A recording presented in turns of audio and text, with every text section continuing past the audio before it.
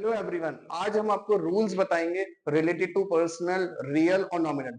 In my previous lecture we discuss about identification of personal, real, nominal. आज हम बात करेंगे कि पर्सनल का रूल कैसे सेट करना है या क्या रूल होता है, रियल का क्या रूल होगा और नॉमिनल नेचर का क्या हमारा रूल होगा। आइए देखिए, सबसे पहले पर्सनल। अगर हम पर्सनल की बात करेंगे या रियल की बात करें या नॉमिनल की बात करें, इन सबके रूल्स में डेबिट क्रेडिट, डीआरसीआर मींस यहाँ पर डेबिट क्रेडिट है।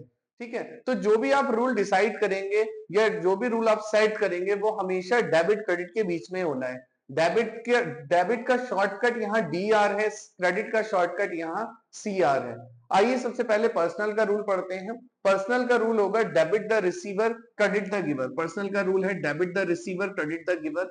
देन अगर हम रियल की बात करें, रियल में सारे एसेट्स आते हैं, उसका क्या रूल रखेंगे? रूल हमेशा डेबिट क्रेडिट के बीच में होगा। As I told, debit what comes in, credit what goes out. So real में जो रखा जाएगा डेबिट व्हाट कम्स इन होगा, क्रेडिट व्हाट गोज आउट होगा। देन नॉमिनल में क्या रखोगे आप सब? नॉमिनल में रखेंगे हम debit all expenses and losses, credit all income and gains. Nominal को तो आप जानते ही हैं कि इसमें रेगुलर नेचर की चीजें आएंगी। अगर आपको ये समझ नहीं आ रहा, आप प्रीवियस वीडियो में देख सकते हैं कि पर्सनल क्या कौन कौन से लेंगे हम, रियल कौन कौन से लेंगे या फिर नॉमिनल कौन कौन से लेंगे। ठीक है, अब पर्सनल का जो रूल है debit the receiver, credit the giver होगा। यहाँ रियल का जो रूल होगा debit what comes in, credit what goes out होगा। और नॉमिनल में debit all expenses and losses, credit all income and gain होगा। सबसे पहले मैं आपको एंट्री जो है, आने वाले टाइम में हमें एंट्रीज करनी होंगी, तो क्यों ना हम आज कोई ना कोई एंट्री करें जिसपे हमें समझ आए कि रूल कैसे सेट होगा, हमारी फाइनेंशियल अकाउंटिंग में ये रूल्स कैसे अप्लाई होते हैं। तो मैं आपको बताता हूँ, पहला एग्जाम्पल ले लेते हैं। फॉर एग्जाम्पल, हमने ओनर ने एज अ ओनर ने बिजनेस स्टार्ट किया है, तो बिजनेस स्टार्ट करने के लिए आपको पैसा चाहिए होता है। मान लीजिए, सपोज कर लीजिए, बिजनेसमैन ने बिजनेस में इन्वेस्ट करा 1 लाख रुपीज। और एज यू नो, जो भी बिजनेस में पैसा लगाया जाता है थ्रू बिजनेसमैन या प्रोप्राइटर, उस पैसे को हम कैपिटल बोलते हैं। तो देखें, तो आपने एक बिजनेस स्टार्ट करा है, मैं आपको रूल लगाना सिखा रहा हूँ, ट्रेडिशनल रूल्स। कैपिटल ले लेंगे, अगर आपने बिजनेस स्टार्ट करा है, कोई भी पैसा हमने लगाया बिजनेस में, उसे हम कैपिटल लेंगे। और दूसरा हम यहाँ पर क्या ले लेंगे? कैश। देखिए, आप ड्यूल एंट्री सिस्टम फॉलो कर रहे हैं या डबल एंट्री सिस्टम फॉलो कर रहे हैं, तो हर एंट्री में एटलीस्ट 2 अकाउंट्स आपको कंसीडर करने होंगे। ये डबल एंट्री के रूल होता है कि आप कम से कम कितने रूल अप्लाई करेंगे या कितनी एस्पेक्ट आइडेंटिफाई करेंगे हर एंट्री में? 2, मिनिमम 2। ठीक है, तो ड्यूल एस्पेक्ट के अकॉर्डिंग अगर बिजनेस में पैसा लगाया गया है थ्रू ओनर, तो हम क्या क्या ले लेंगे? कैपिटल ले लेंगे। और second thing here is cash ले लेंगे। ठीक है, अब देखिए, सबसे पहले आपने यहाँ ये नोटिस किया होगा कि हमने पहले डेबिट लिया, डेबिट लिया, डेबिट लिया, क्रेडिट ले लिया। जो जब आप फॉर्मेट पढ़ेंगे तो पहला जो आएगा वो लेफ्ट हैंड आएगा, डेबिट आएगा, देन क्रेडिट आएगा।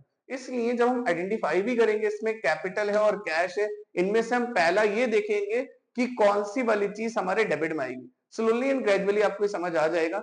लेकिन अभी इस एंट्री में हमने क्या क्या लिया, पहले चलिए इसकी बात कर लेते हैं। हमने कैश लिया और कैपिटल लिया। अगर हम कैश की बात करेंगे तो आप बताइए, कैश काहे में आएगा? पर्सनल होगा, रियल हो गया, नॉमिनल। पर्सनल में नाम वाली कहानी आती है, या तो ह्यूमन बीइंग हो या कोई कंपनी का नाम हो या किसी प्लेस का नाम हो, वो सब किस में आने वाला है? पर्सनल में आने वाला है। रियल में सारे एसेट्स आते हैं और नॉमिनल में रेगुलर नेचर के खर्चे या फिर इनकम आती है। तो आप कैश कहां ले लेंगे?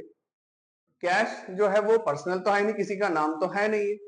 रियल, क्या ये रियल है? बिल्कुल हाँ, ये रियल है। बिकॉज रियल में एसेट्स आते हैं, कैश एक हमारा जो है वो करंट एसेट है। तो एसेट कोई सा भी हो वो हम रियल में लेते हैं। अब देखिए, रियल का क्या रूल होता है? Debit what comes in, credit what goes out. तो देखिए, मालिक ने पैसा बिजनेस में लगाया है, तो बिजनेस में बताइए पैसा इन होगा या आउट होगा? तो भाई, कोई भी पैसा बिजनेस में लगा रहे हैं तो हम यहाँ एंट्री के अकॉर्डिंग कर रहे हैं, हम बिजनेस के अकॉर्डिंग कर रहे हैं। तो बिजनेस में जो पैसा आया है वो कहां, कौन सी साइड लिखेंगे? इन डेबिट साइड या क्रेडिट साइड? तो रूल के मुताबिक डेबिट व्हाट कम्स इन, इसलिए हम कैश को कौन सी साइड लिखेंगे? जब आप एंट्री बनाएंगे तो कैश हमारा डेबिट में आएगा। अभी मैं एंट्री करके नहीं दिखा रहा, सिर्फ ये बता रहा हूं कि जो आपने एस्पेक्ट आइडेंटिफाई करें वो कौन सी साइड जाएगा। तो कैश जो है वो डेबिट में जाएगा, बिकॉज वो पैसा बिजनेस में क्या हो रहा है? इन हो रहा है, इन की वजह से डेबिट में गया। देन किसने पैसा लगाया है? ओनर ने पैसा लगाया है। ओनर कुछ भी लगाता है, इन्वेस्ट करता है बिजनेस में, तो उस पैसे को हम क्या बोलते हैं? कैपिटल बोलते हैं। ओनर की बात हो रही है, कैपिटल काहे में आता है? पर्सनल में आएगा, पर्सनल का रूल होता है debit the receiver, credit the giver. मालिक पैसा लगा रहा है बिजनेस में, तो मालिक रिसीवर होगा या गिवर होगा? मालिक जो होगा पैसे का गिवर होगा, क्योंकि वो पैसा लगा रहा है बिजनेस में। और गिवर वाला कौन सी साइड आ रहा है? Credit side. इसीलिए कैपिटल को आप कौन सी साइड लिखेंगे? Credit side. क्यों लिख रहे हैं? क्योंकि मालिक जो है वो गिवर है। इस तरीके से एंट्री बनेगा। रूल कोई सा भी हो हमेशा याद रखें, डेबिट जो होगा वो क्रेडिट के बराबर होगा, ये बात याद रखें। दूसरी बात ये कि हर एंट्री में कम से कम आपको, हर ट्रांजेक्शन में कम से कम आपको 2 अकाउंट आइडेंटिफाई करने होंगे, बिकॉज आप ड्यूल एंट्री सिस्टम फॉलो कर रहे हैं। एक और एग्जांपल ले लेते हैं। सेकंड एग्जांपल है, हमने मशीन खरीद ली है। अब मशीन, हमने वॉशिंग मशीन नहीं खरीदी है, बिजनेस के लिए हमने मशीन खरीदी है, प्लांट एंड मशीन। तो देखिए, अगर आप मशीन खरीदेंगे बिजनेस के लिए, तो आपको कौन कौन से यहाँ पर एस्पेक्ट लग रहे हैं कि जो होने वाले हैं, यानी कि 2 हमें आइडेंटिफाई करने पड़ेंगे। हमारे पास मशीन आएगी और पैसा हमारे पास से जाएगा। तो देखें आप यहाँ पर कौन कौन से एस्पेक्ट ले लेंगे। एक आप ले लेंगे मशीनरी, एक आप ले लेंगे मशीनरी, और दूसरा आप ले लेंगे कैश। तो देखें, मशीन, मशीन की अगर हम बात करेंगे तो मशीन कोई इंसान का नाम तो है नहीं जो पर्सनल में आएगा। कोई रेगुलर आप मशीन नहीं खरीदते हो, इवन वॉशिंग मशीन भी रेगुलर नहीं खरीदोगे।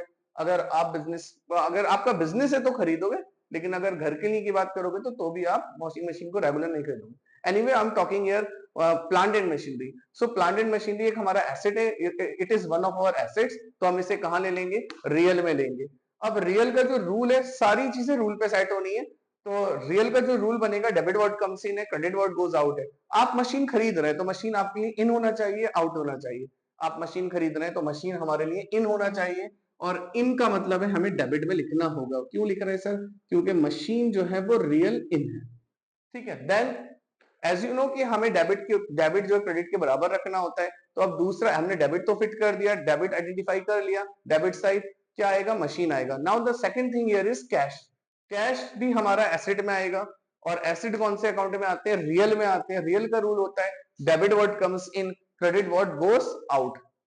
तो जब आप मशीन खरीदेंगे तो पैसे का क्या फ्लो होगा? इन या आउट। कोई भी चीज खरीदते हैं तो पैसा जाता है। यहाँ हम बिजनेस के लिए मशीन खरीद रहे हैं तो हमारे बिजनेस का पैसा जाएगा। इसीलिए हम कहा लिखेंगे? आउट वाली साइड। आउट वाली साइड कौन सी? Credit side. ठीक है, तो कैश कौन सी साइड आ जाएगा? क्रेडिट साइड आ जाएगा। सो मैं आपको ये दिखाना चाह रहा था कि कोई सा भी आप ट्रांजेक्शन लेंगे, वहां डेबिट क्रेडिट बराबर होगा। किसके बीच में? इन सभी रूल्स के बीच में। So I hope you understood. In my upcoming videos I will explain journal entries so that you can do it yourself. ठीक है, आप इजिली आप टैकल कर लेंगे, एंट्रीज को आइडेंटिफाई करना सीख लेंगे। ठीक है, आने वाली वीडियोस में हम जर्नल एंट्रीज की बात करेंगे। So thank you guys for watching my video.